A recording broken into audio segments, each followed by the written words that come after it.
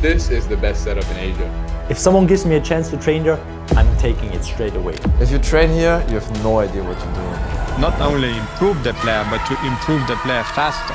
I honestly think it is overrated as f***. Welcome to a brand new Matchpoint video. We trained in all of these countries, and today we're gonna rank the top 3 best training setups in the world. Thank you so much for your support lately, and let's get right into it.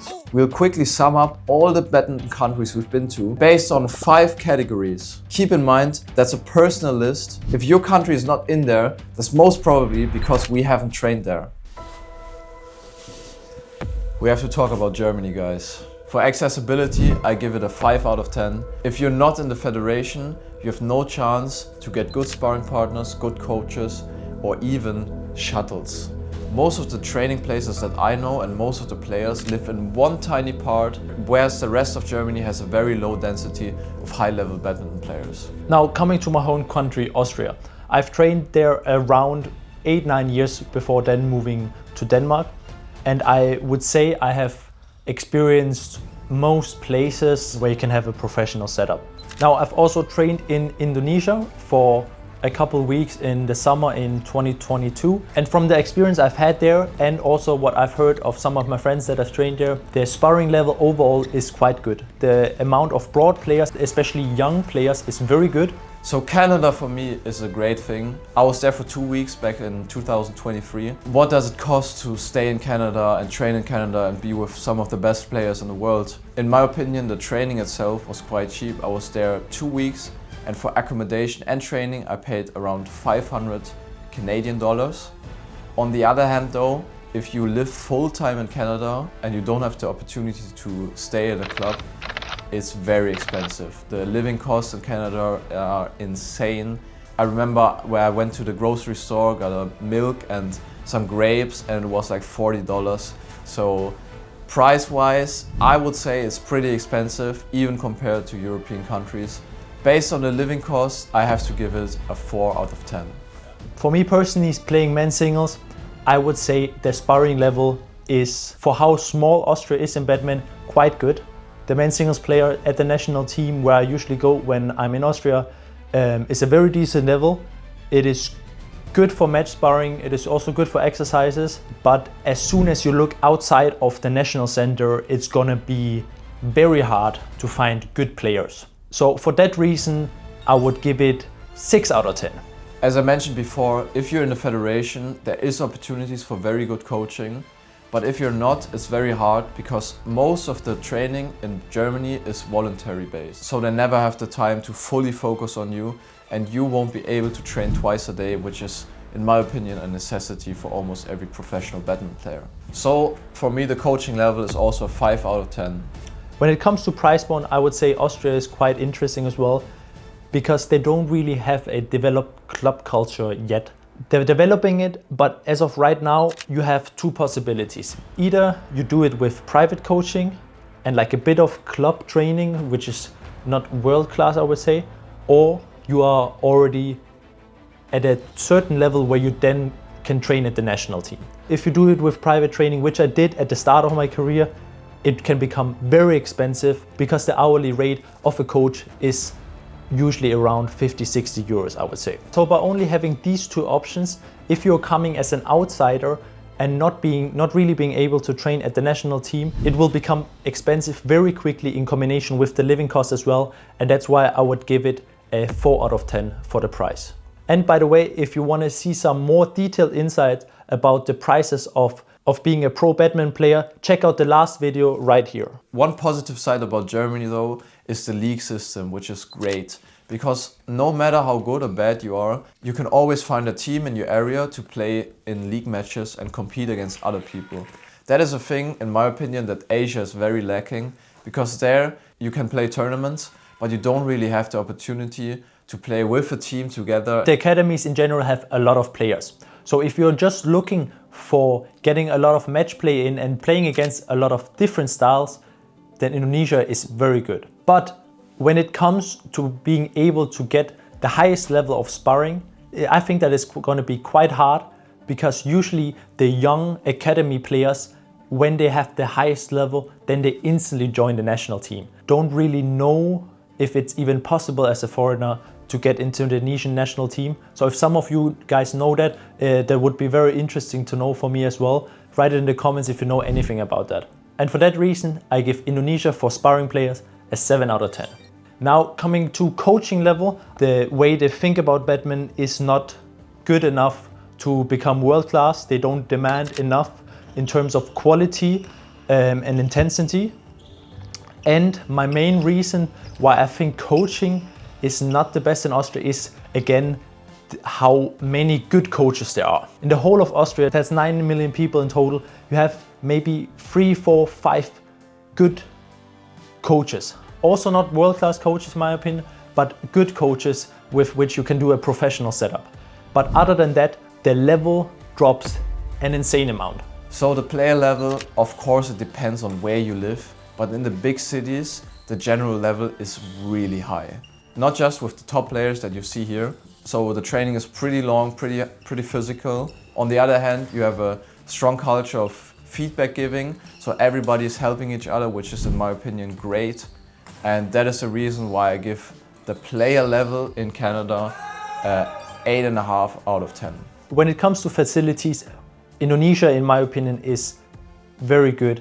They have a lot of badminton halls because you can really feel badminton is the national sport there. So that makes facilities in Indonesia very good. But a point that we also have to account for in our ranking is the weather in Indonesia, which is affecting the training conditions a lot.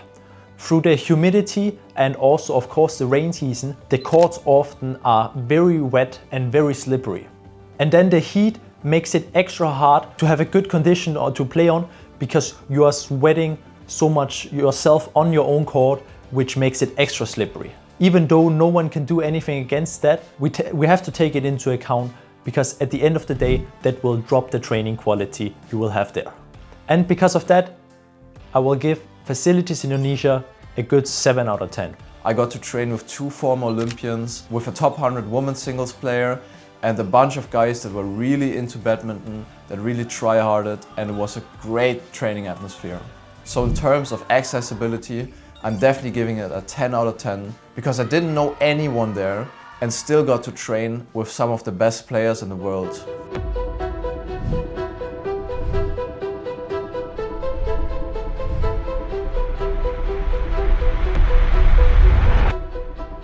Before we go into the top 3, make sure to check out bambooroll.org. This is our own product that we've developed. We're only gonna drop 200 pieces of this. It's harder than any foam roller out there, and with that size, it's very easy and convenient to travel with. So it will always accompany you in trainings and tournaments. Sign up for the email list now to not miss out on the drop. Starting out on number 3, we've got Malaysia. Well, Monk and Emil have trained there, I have even lived there, but we all haven't been there in the last year. So we thought we're gonna ask one of our best friends who's currently training in Malaysia, Rehan, who's gonna give you a proper insight into the training in Malaysia right now. Thank you, Tamino. My name is Rehan and I'm an aspiring badminton player from India. I started badminton at the age of 7. I met the boys when I spent 2 years in Denmark, and it was one of the best experiences I've had on court and off the court. So I really hope to move back there in the future.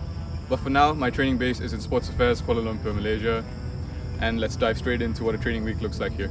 Seems to be a very physical training, right? When you get to the longer intervals, say 10, 15, even 20 minutes, you tend to space it out like a match. So you play a rally, you take some time again, and then you play a rally again. So if you already have something that you're working on actively during those, kind of general drills, and you take your time in between the 20-30 second rallies, you can make it quite similar to the ones in Denmark. Yeah, I would say the endurance requirements is quite high because it's usually not that uncommon when players from abroad come here in the first week. They struggle a bit to match the duration of the exercises. The first time I was here, obviously I didn't train with the senior group, but as I visited more and proved my level to the coaches, and they saw me as someone who's willing to work hard, and they believe that I have the level to be there, and then you build that trust with the coaches, and then you will be in that group and you will get chances to spar regardless if you're in the lower group or the senior group. But accessibility to come to the club, it's not difficult at all. I would say if you're an established player on the circuit, it's very easy to fit in with the senior group there. But if you're someone who does not have an established presence in the international circuit, it just very much depends from person to person. 7 out of 10. I would also agree in Malaysia. If you know people, it's so easy. But if you don't know anyone, you can also fall for traps and be stuck in a group that you maybe don't want to necessarily be in, or that was advertised before. So for the coaches, we have Coach Nova as our head coach and Coach Danu as also our head coach or co-head coach. Over the years, I've come here a few times, and it's only like they've been getting better and better, and forming really good relationship with the players who are sincere and hardworking. So out of 10, I would give it a 7.5 to 8 out of 10. The 2 points being taken off because I would appreciate more hands-on feedback when I'm doing the drills and doing the exercises and playing some matches, for including the cost of shuttles, accommodation, and then the coaches and the amount of hours you get on court, etc. I would say it's really worth the money that they're charging, and I would give it a 9 out of 10 because I've been to other academies in Asia, in Indonesia, and I've inquired in Thailand, and I know people who've been to other clubs around the region too, and I don't think there are many places you can get this value for this price and this level of sparring too.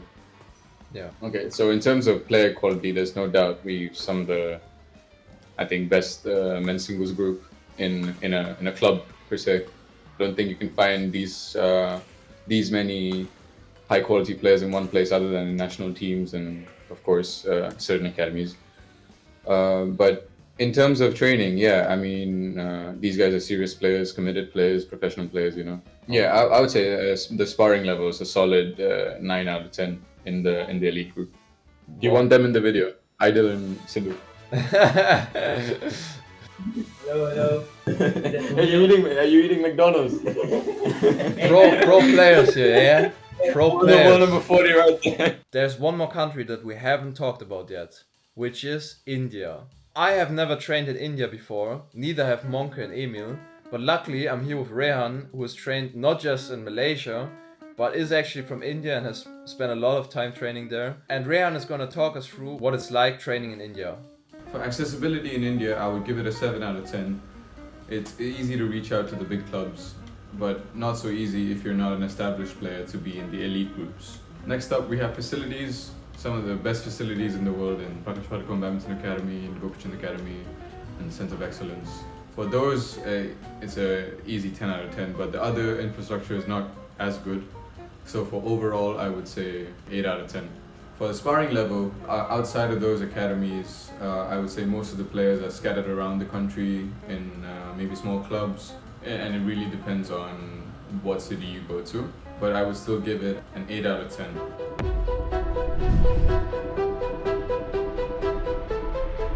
If you haven't already, make sure to subscribe and like the video. Leave a comment on what you think about our ranking. And before I forget it, also make sure to sign up on the email list down below so you don't miss out on the drop.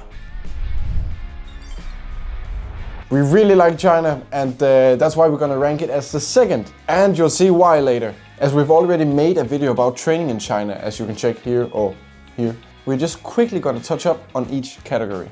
So the facilities in China is really good.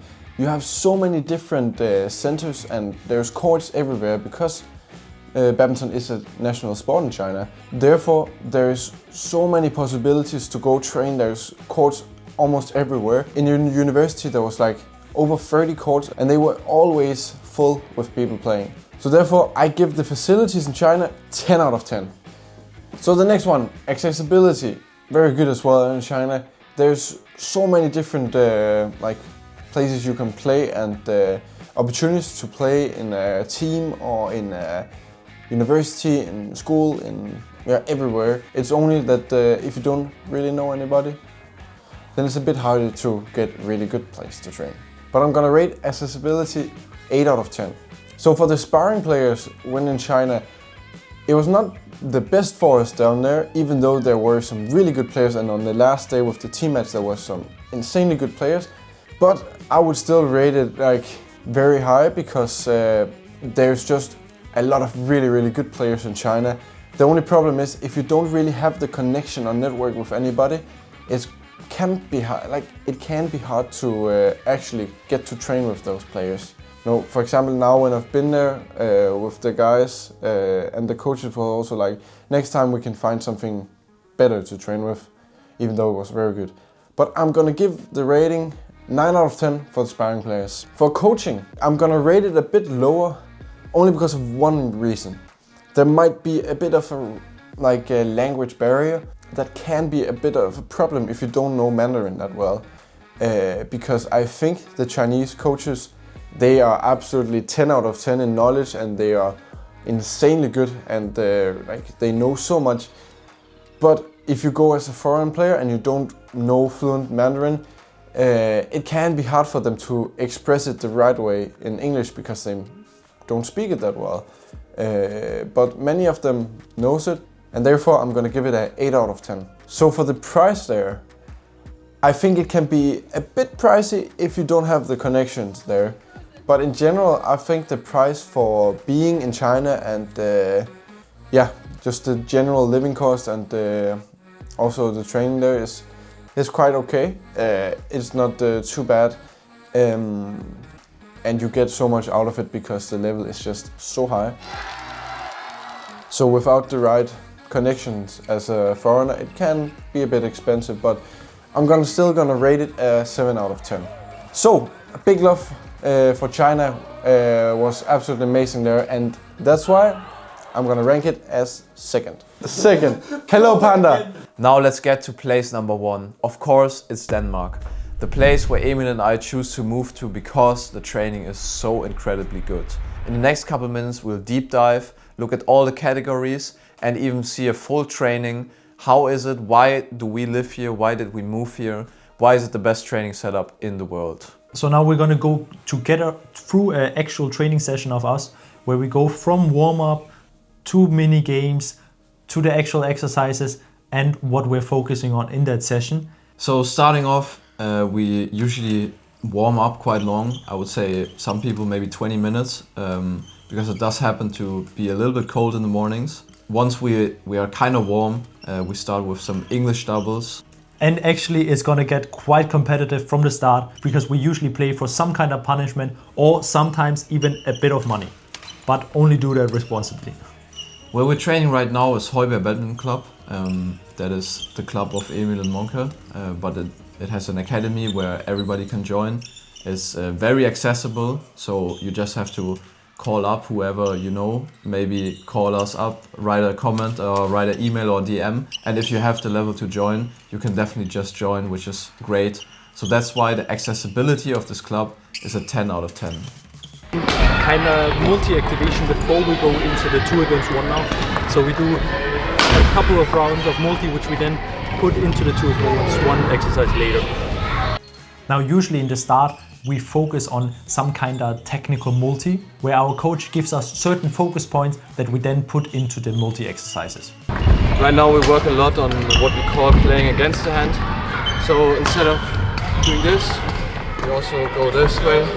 Instead of that one, we go this way. In those kind of multi exercises, but also in the normal exercises, the amount of feedback you get from the coach is usually a lot. So he will not just be there and say, good job, but he will actually criticize your game and give you good focus points that you then later can take to improve your game. Because of that, and because of how many good and educated coaches there are in Denmark, we give coaching a straight 9 out of 10.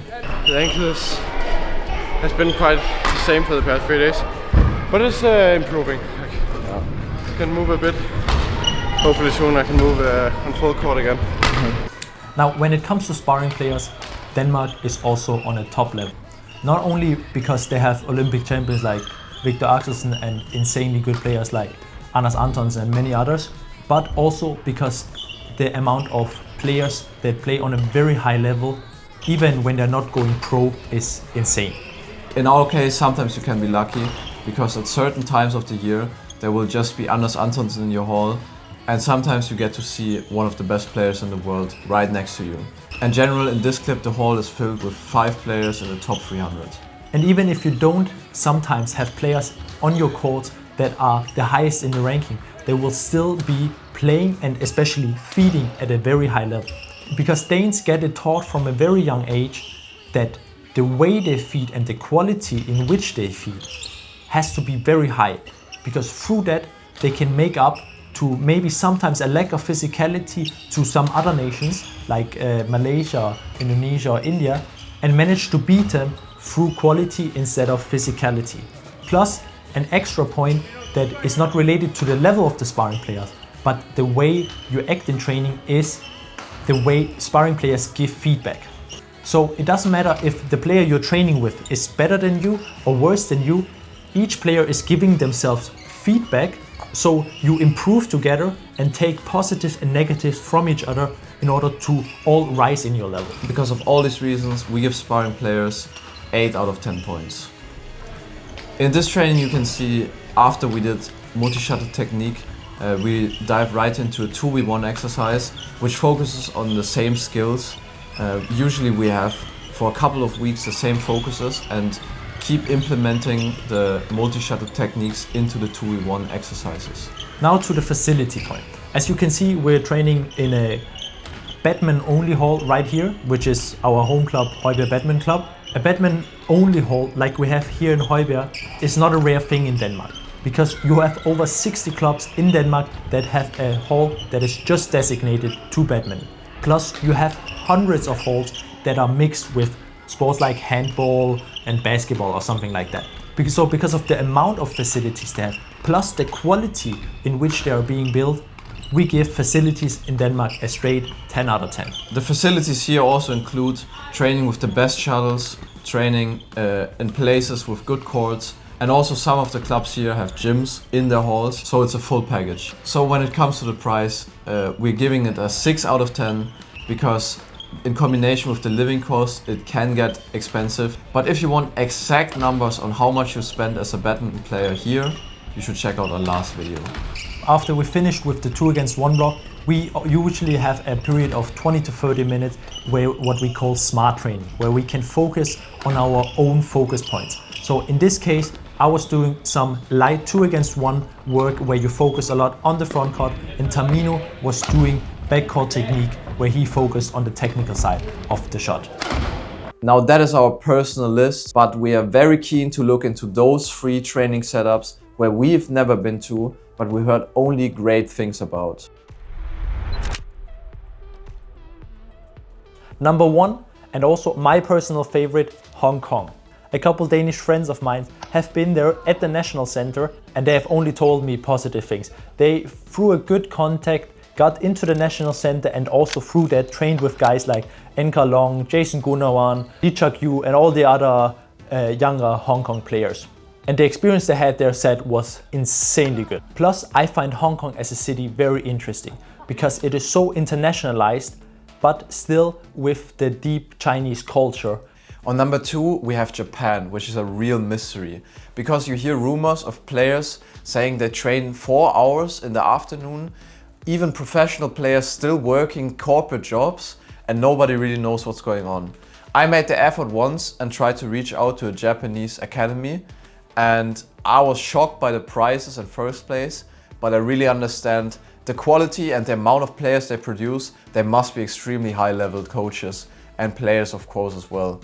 So that's definitely a place we want to check out. If you have any information on Japan, if you are Japanese and can help us out to find a place there to train, please hit us up on DM or write us an email, write a comment, whatever. We'll get in touch and we really look forward to train in Japan once. And lastly, the probably most upcoming nation in the badminton world, France. What I would really find interesting is to see a more deep dive into the national centers of the federation. The next clip you're going to see is from a podcast from CKU and Victor Axelsen, where they talk with the national team coach in men's singles of France, where he emphasizes how closely the SNC and badminton coaches work together there, which I found very interesting to hear. So if you want to see the whole thing, check it out within the link in the bio. but I believe where we are the best and maybe one of the best in the world. Yes, I'd like to believe, and we are heading to that. We want to head to that direction in INSEP. The connection of the things around. So the connection of the mental approach, the physical approach, the recovery, the identifying the injuries. INSEP, I think, is definitely one of the best in the world. The specialists, and the connection between the teams. I think that makes the biggest difference now, because now there are many specialists and many players, and the teams, they have a good specialist, but to coordinate everything to one mechanism, I think this is the key, and that's where I believe like our management and INSEP are really doing a very good job, which is extremely good help for the coach to improve the player, not only improve the player, but to improve the player faster. Thank you so much for watching this video. Your recent support means so much to us. We're really confident that we can change badminton to the better, and we have a lot of projects planned. With your help and your support, we can do that. So make sure you like, subscribe and follow.